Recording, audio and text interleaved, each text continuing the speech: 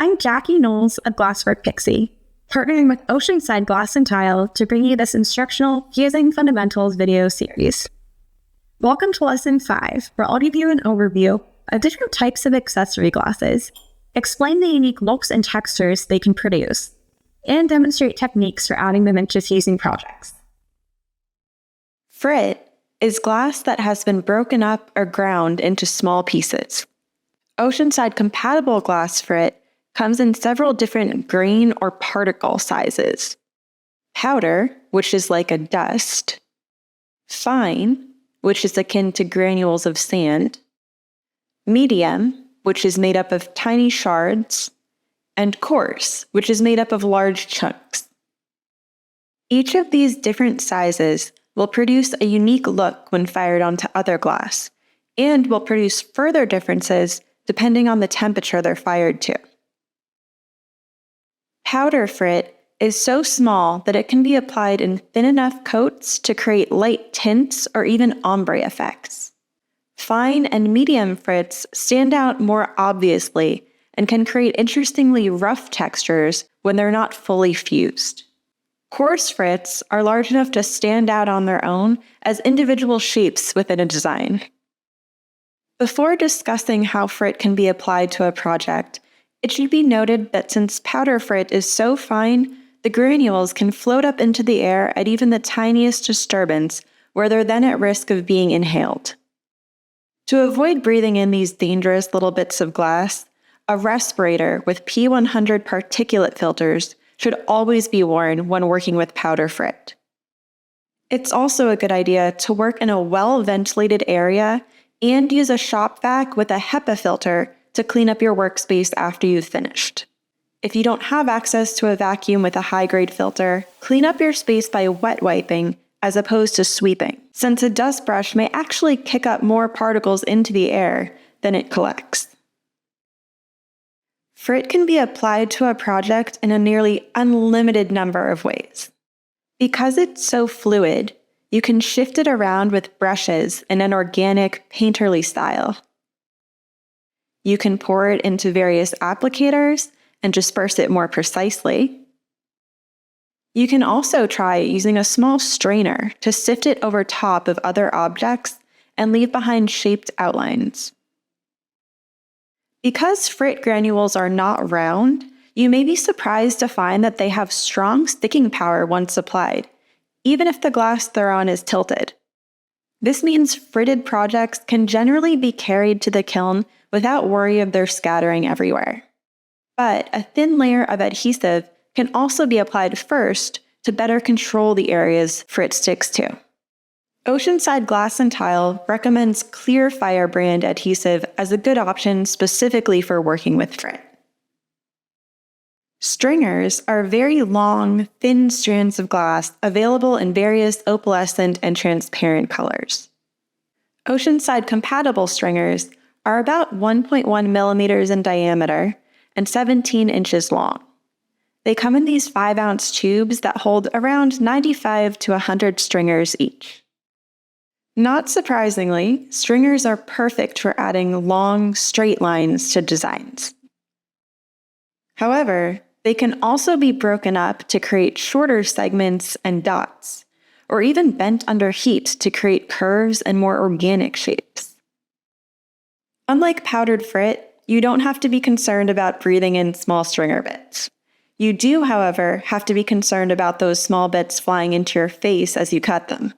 Always wear safety goggles when breaking stringers to keep your eyes protected. Stringers can be cut with a glass cutter, just like sheet glass. An easy way to cut several at once to an exact length is to line them up on a flat surface with one of their ends against a straight edge and the other hanging off the surface of a flat edge. Run your cutter over their ends with gentle pressure right where they meet the straight edge. Then use one hand to hold them near your cut and the other to snap off the ends. You can also simply snap stringers by hand or with grazing pliers, but be aware that these cutting methods can result in jagged ends as opposed to the clean, straight ends you'll get by using a cutter. When adding these segments to your design, they'll have a tendency to roll around because they're cylindrical, especially if you attempt to transfer them from a work surface to a kiln. To keep them in place, you can dip their ends into a small amount of glue before placing them into your design. Stringers are so thin that they can be bent over a candle flame. To flame bend a stringer, hold it over the tip of the flame until you feel or see it start to give.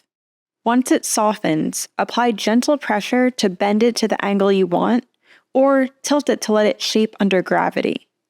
Then quickly remove it from the flame to allow it to cool in the new shape. You can also create segments with varied thickness by holding a stringer over the flame until it starts to soften, then very gently pulling it apart to stretch it to a thinner diameter. Or you can pull it entirely apart to give the segment a tapered tip. Make sure to put hot stringers down on a heat-resistant surface and give them several seconds to cool off before touching them with your hands. Noodles are also long strands of glass, but they're wider and flatter than stringers, sort of like fettuccine. Oceanside compatible noodles are about 4.5 millimeters wide and 17 inches long. They come in these 5-ounce tubes that hold around 20 to 25 noodles each. Noodles are really excellent for creating pieces with patterns of parallel lines or interesting geometric patterns. For eye safety, goggles should be worn when cutting or breaking noodles. Just like stringers, noodles can be cut into segments with a glass cutter. To do so, just hold the noodle steady with one hand and use your other hand to score it like you would sheet glass. You can then break it by hand, with grazing pliers, or with running pliers. To make strips of alternating noodles that can be cut up and further fused, arrange them along a sheet of clear glass, and then tack fuse the arrangement with the noodles facing upward. You can then score the fired piece on its smooth, clear side and break it into various strips. These can be rearranged together or between segments of other glass, and then refired into an entirely unique project.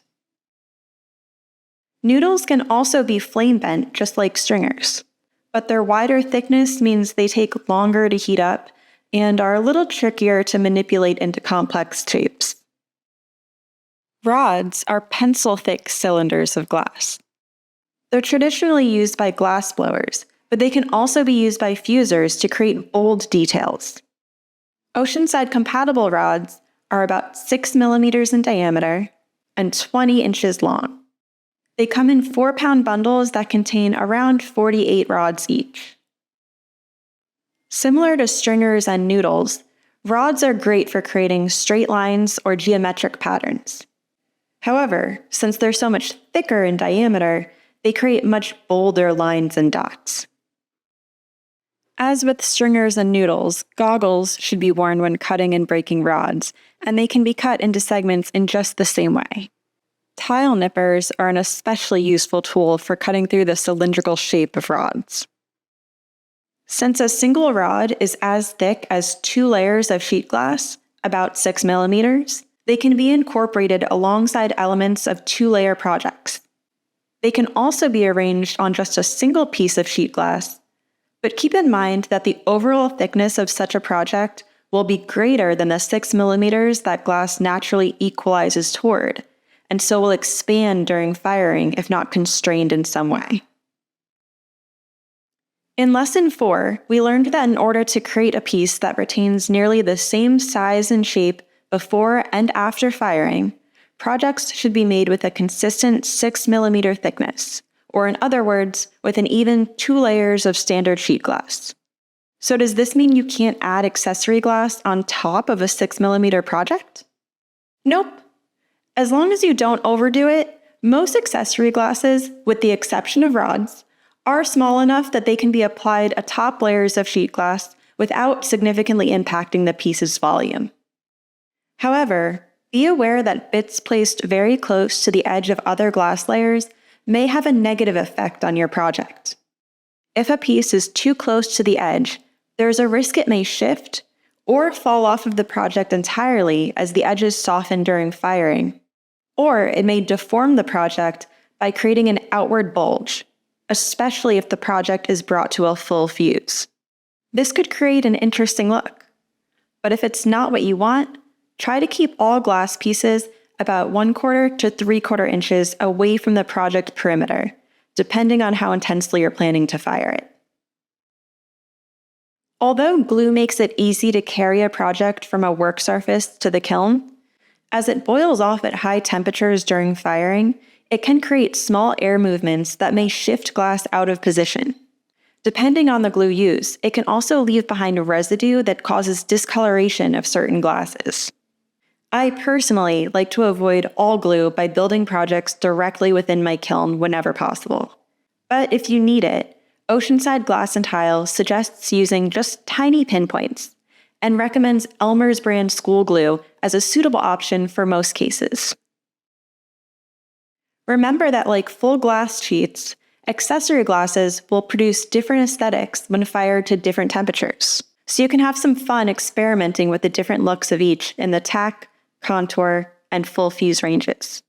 Many artists choose to full fuse a project, then add accessory glasses on top, and refire to a tack fuse or contour fuse so that the piece retains interesting texture in the accessory details. They may then refire the entire piece once more at an even lower temperature to form it into a slumped or draped shape, which we'll learn how to do in Lesson 8. Hopefully now your head is filled with creative ideas on how you can enhance your fusing designs with interesting accessory glasses, and you understand how to place them just right. I'll see you in Lesson 6, where I'll go over how to clean your ready-to-fire project prior to placing it in the kiln.